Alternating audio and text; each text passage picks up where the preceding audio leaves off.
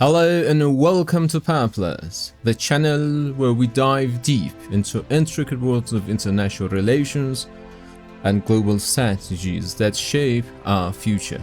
I'm M.Hossein Khanbagi, your guide through the complex landscape of geopolitics, where nations maneuver, alliances shift, and power dynamics constantly evolving. Today, we are diving into a fascinating topic, the ongoing conflicts in Ukraine, and why, despite the intense focus on Russia and Ukraine, China may well be emerging as the ultimate beneficiary of this war. If you are curious about how global power players are shifting and want to understand the deeper implication of this conflict, you are in the right place. So let's unravel this together. Welcome to Power Players, your source for in-depth international political analysis and breaking news reviews. Join us as we dissect global events, decode headlines, and explore the intricate web of geopolitics. Subscribe now and stay informed. Since the invasion of Ukraine started, opinions have varied greatly on who will be the ultimate winner of this battle. One group suggests that Ukraine will prevail, while another camp believes Russia will be the ultimate conqueror. Regardless of the outcome of this war, I argue that China stands to gain more from this conflict than any other nation on the face of Earth.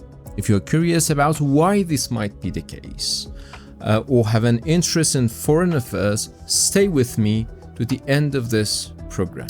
So let's rehash the history for a moment. When Barack Obama was in the Oval Office and appointed Hillary Clinton as Secretary of State, Clinton wrote an article in Foreign Policy suggesting that the United States foreign policy priority would shift from the Middle East to Asia. This marked a pivot to China policy, a trend that continued under Donald Trump, albeit with gigantically different tactics. But ultimately, he also put China at the forefront of US foreign policy concerns. Now let's start with a point that might not be immediately obvious: the strategic distraction of the United States. The war in Ukraine has effectively diverted the attention of the United States and its Western allies towards Europe. As a result, Washington has been compelled to pour enormous resources into supporting Ukraine, both militarily and, of course, economically. Now, why is this important for China? Well, it means that the United States has less bandwidth to counter China's activities in East Asia, particularly in Indo-Pacific region. Think about it. While the United States is tied up in Eastern Europe, China has more room to maneuver in areas like South China Sea and the Taiwan Strait. This reduced American focus on East Asia presents China with a strategic opportunity to advance its interests with far less immediate opposition. Essentially, the conflict in Ukraine is buying China time space to solidify its influence in a region where tensions have been skyrocketing for decades now. Let's turn our attention to the relationship between China and Russia. We say historically complicated alliances that has grown closer due to the Ukraine war, though not exactly on equal footing.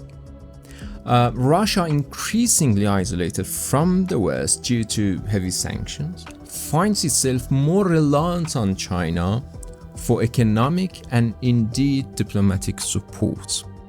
This is crucial. While Russia may be desperate, it is China that holds the cards. China's growing leverage over Russia allows it to secure favorable terms in energy deals and other strategic partnerships. In essence, while the war weakens Russia, it also pushes Russia deep into the hands of Chinese and integrates Russia into the Chinese orbits. For Beijing, this is a strategic win. It ensures that Russia remains an ally, but one that is increasingly dependent on Chinese goodwill. Moreover, let's not forget that strain the conflict has placed on Western alliances. The war in Ukraine has tested the unity of NATO and the cohesion of European Union. The economic fallout, rising energy prices, inflation, and the potential for recession is causing significant unrest within Western countries. This weakening of Western cohesion indirectly benefits China, and here is why. A divided and economically strained and impaired West is less capable of forming a coordinated and orchestrated response to China's global ambitions, whether through the Belt and Road Initiative or China's growing influence in international institutions.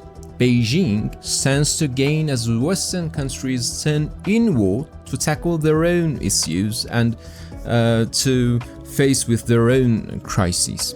This weakening of the Western order allows China to position itself as a more stable and reliable partner, particularly for nations in the global south.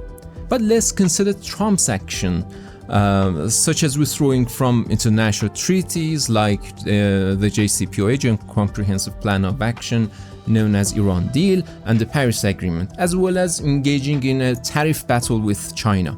These moves exacerbate mistrust in the United States and reinforce China's position as a credible alternative on the global stage. Furthermore, the economic opportunities created by the war cannot be overlooked. As sanctions isolate Russia from Western markets, Moscow has no way but to turn increasingly to China for trade, especially in energy.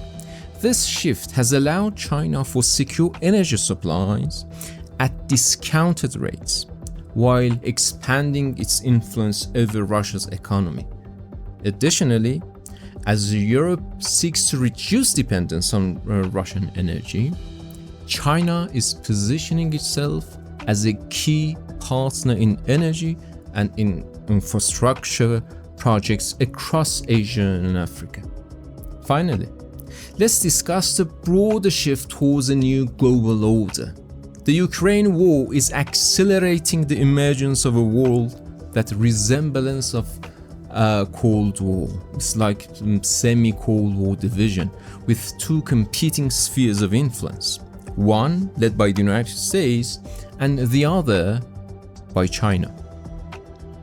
In this emerging order, China is positioning itself as the leader of the non-Western world, challenging the liberal international order that has been dominated since the end of original Cold War. By strengthening its alliances and expanding its influence, China is effectively counterbalancing American power. The prolonged conflict in Ukraine only serves to reinforce this division. We are witnessing the gradual formation of two distinct blocs, one centered around the United States and its allies, and the other around China, with Russia and various other nations gravitating towards Beijing's orbit. This emerging new world order is precisely what China has been preparing for as it seeks to assert its leadership on the world stage. Let's delve into the concept of a cold peace, a term that increasingly associated with potential outcome of the Ukraine conflict. For China, a cold peace would be the ideal scenario.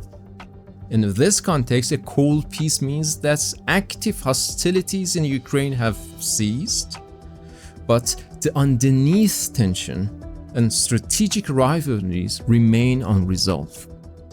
Essentially, it would be a frozen conflict akin to the Korean Peninsula after the Korean War. Such an outcome would lock in the current dynamics. First, a distracted and overstretched United States incapable of focusing on South Chinese Sea, whereas China continues to consolidate its influence in Asia and beyond. From China's perspective, this is advantageous because, as I have said, it perpetuates the status quo, a distracted and overstretched United States.